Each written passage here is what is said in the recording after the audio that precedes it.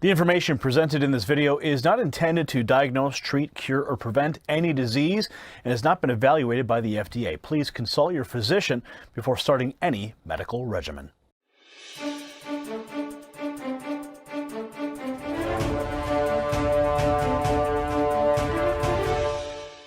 Oh yes, my friends, we have another exclusive interview for you today. One that you will need to share to the four corners of the earth, because we're going to be asking questions and bringing you information that the mainstream media is absolutely ignoring. An emergency doctor blasting Bill Gates, the fake pandemic numbers, now in question as the economy collapses. Rashid Buttar, he graduated from Washington University with a double major in biology and theology before attending medical school at the University of Osteopathic Medicine and Health Sciences College of Medicine and Surgery. He trained in general surgery and emergency medicine and served as brigade surgeon and director of emergency medicine while serving in the U.S. Army. He is a board-certified clinical metal toxicology and preventative medicine. He is board eligible in emergency medicine and has achieved fellowship status in 3 separate medical societies. Today, he serves as the medical director for the Centers for Advanced Medicine with clinics in California and North Carolina. These clinics specialize in the needs of patients with immune dysfunctions and toxicity issues, usually manifesting in various conditions such as cancer, heart disease, and autism. And for over 20 years, he has been ranked as one of the top 50 doctors in the United States. His first book, The 9 Steps to Keep the Doctor Away, became a Wall Street Journal, USA Today, and Amazon bestseller, and is now an international best-selling book translated into multiple languages. Now this week, a video he made called out the fraud that is being perpetuated across the world by the World Health Organization, the CDC, Bill Gates, the deep state, the mainstream media. It went viral with millions of views worldwide. Doctor, welcome to the program. Thank you, Gary. Appreciate it. Now, 3 weeks ago, you called this a conspiracy. You called out the hysteria being perpetuated to scare the world population based on false data.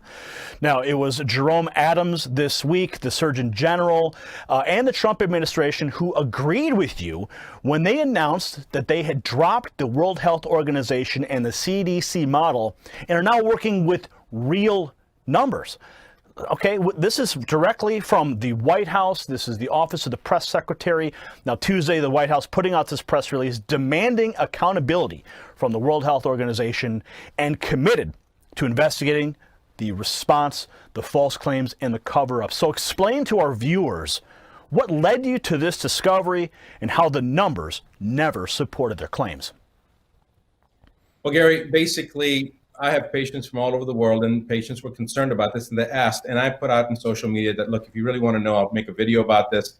And I expected some people to respond. I had, 700-800 responses. Just yes, please get us the information. So I asked the question, because you're hearing stuff about conspiracy. So those videos that we put out were actually asking the question, COVID-19 conspiracy ?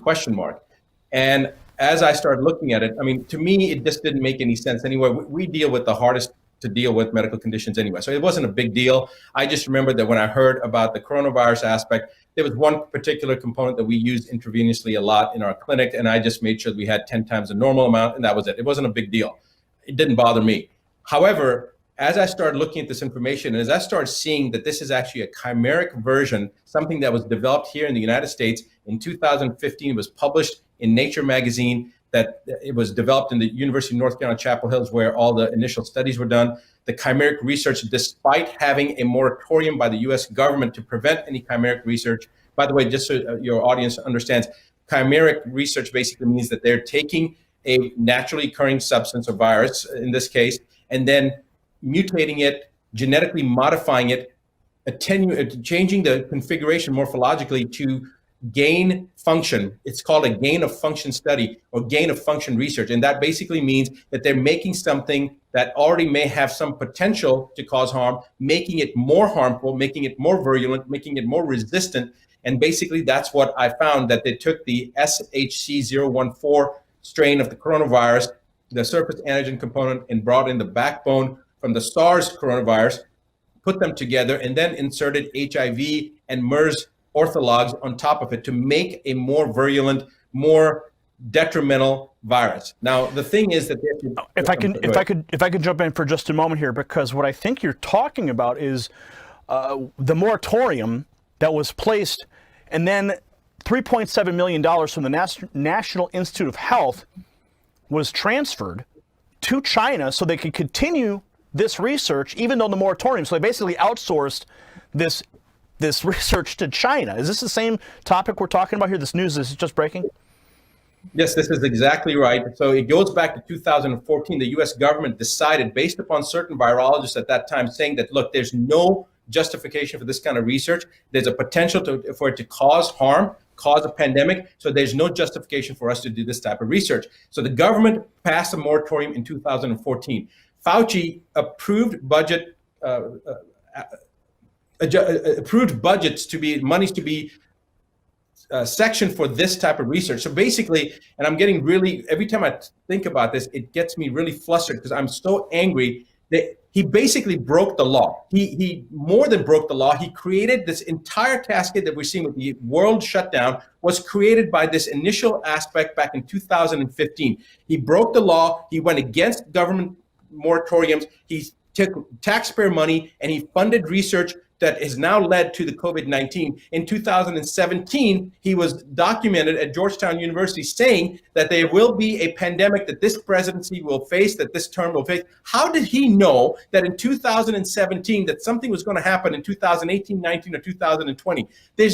You can't predict the market from 3 days from today, what's going to happen. How did he know that there was going to be a pandemic? He stated the president of this president will face a pandemic. The exact quotes, I don't want to say the exact words. You guys have the video footage. My point is that when somebody starts making these type of statements, and then they were involved with the breaking of the law to fund the research that American taxpayers paid for, that then goes to Wuhan and now trying to create this diversion and say that it was China. God, I don't know whether it came from China or released in China, whether it was already released here. It's irrelevant. The complicity of what's going on right now, whether it was released in China or whether it was already here or however it happened, the U.S. system has condoned it, has jumped on it. They're opportunistic. They're shutting down the economy when they know, in fact, that there's no basis. I mean, there's no virus that leaves 6 feet or 12 feet. Now they're saying 13 feet.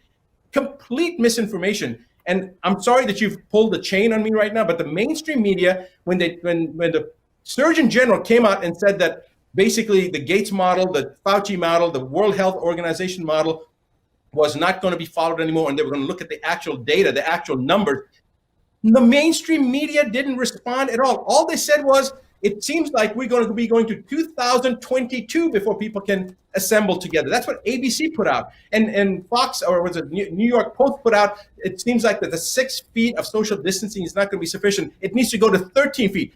There is no virus, bacteria that jumps 13 feet. It defies every logical aspect of science and medicine. And what really, really pisses me off is that there are thousands, tens of thousands of doctors and scientists out there that know that this is a fraud, and they're not saying anything. Either one, they're scared of social ostracization because they're going to be called out, or social shaming, or they're afraid that they're going to lose their license. For God's sake, this is changing the planet, and every scientist and every doctor that knows this to be a facade needs to open their mouth and speak. There is every aspect of science has just been literally picked up, thrown in the toilet and flushed down. It's like everybody's ignoring it. The fundamental aspects of how the human system works is being ignored. Physiology is being just put in the garbage bin. Every aspect of virology and infectious disease is being ignored. Koch's postulate has been ignored.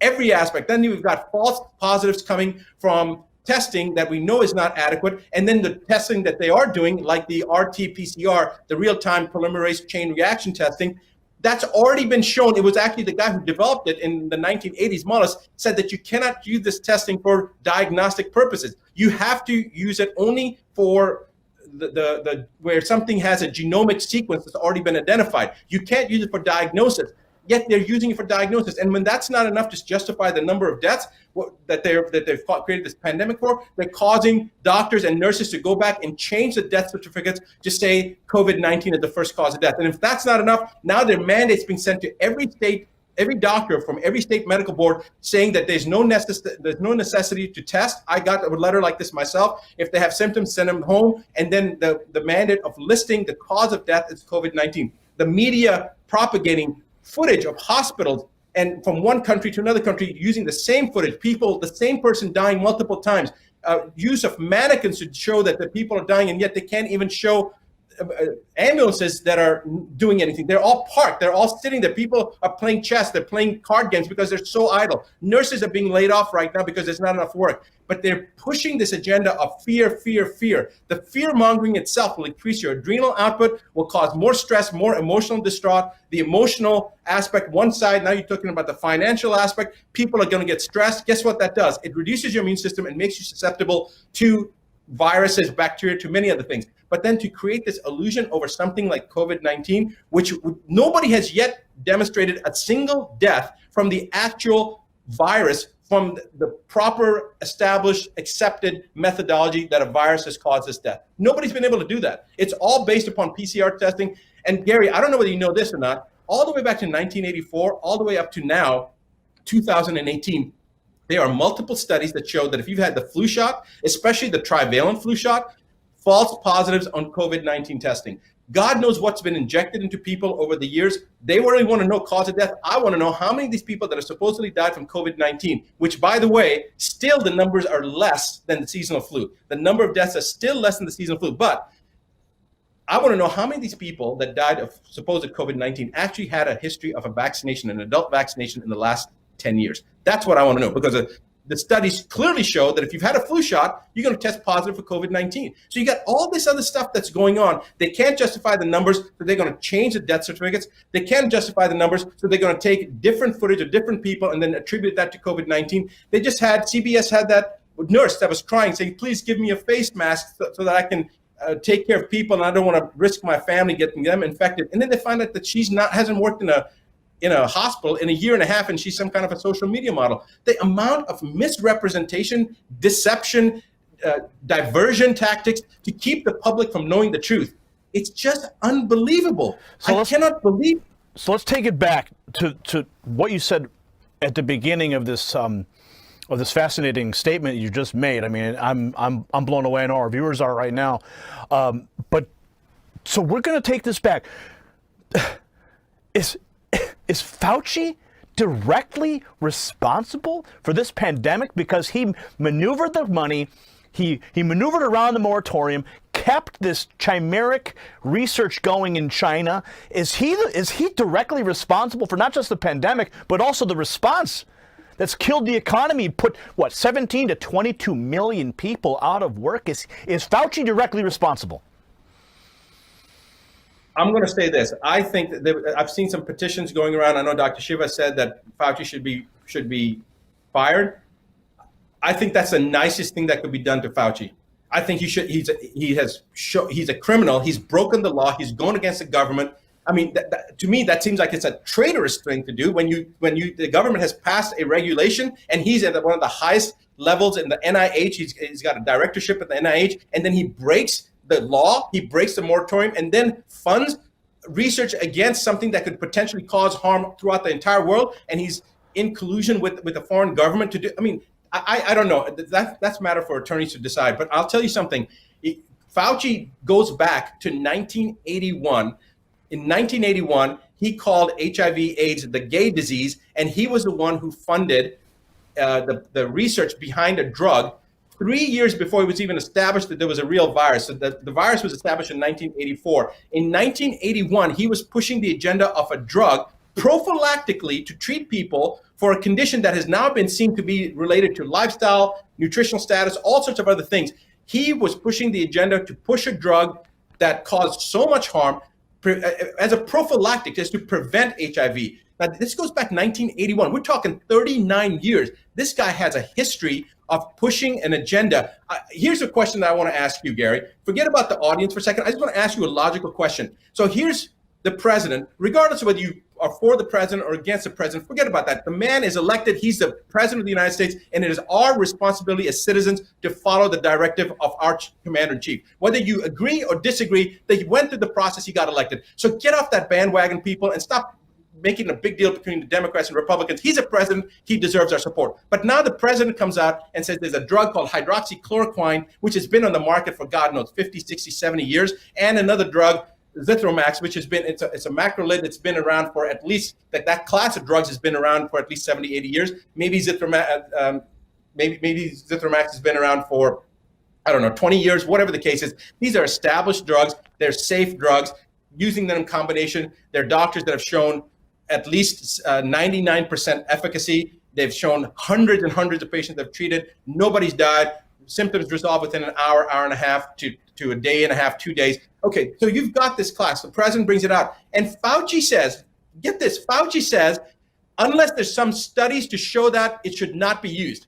Yet he's promoting a vaccine that we have no idea what the hell that's going to do. And he's saying that's okay to use? I mean, if that does not show a conflict of interest, I don't know what does. People need to wake up and realize there is a massive criminal component to this. This entire world economy, the whole world economy shutting down, it comes back to one person, in my opinion, and that's Fauci. Now, there's other people that are involved with the charade, obviously, but Fauci is the person that they've put up in the front, and Fauci is the one who had the ability to stop this. Fauci has told a friend of mine, Judy Mikowitz, who I was doing an interview with just about an hour earlier, she went to jail and spent 5 years. She was threatened by Fauci 10 years ago when she came out to say that the viral studies and the research that she had done, and she was in charge of doing the research in Ebola to make it more virulent. The gain of function studies on Ebola, she was responsible for that. When she realized the stuff that she had developed and the stuff that she was researching was being used for nefarious purposes, and she was going to be a whistleblower, her career was threatened, and more, her life was threatened. She refused to back down. She went forward, and guess what they did? They framed her and they put her in jail for 5 years. She's got a book that came out today, I believe it's called Plague something. Just came out today. I'm telling you right now, Fauci, it can all be traced back to Fauci, but Fauci is just one of the players. There's other people, and you can start looking at what the agenda is. It's wide open. Anybody can go in and do their own internet search. They just need to open their eyes, they need to open up their mind, and they need to be married to no decision or outcome. Just look at it for yourselves, people. You've got your brains. Use your own brain. Come up with your own sequence of events, how it happened. Do the research, and you will, if you're following a logical sequential thought pattern, you'll come to the same conclusion. There's no way that you can come to any other conclusion. All roads lead back to the same place.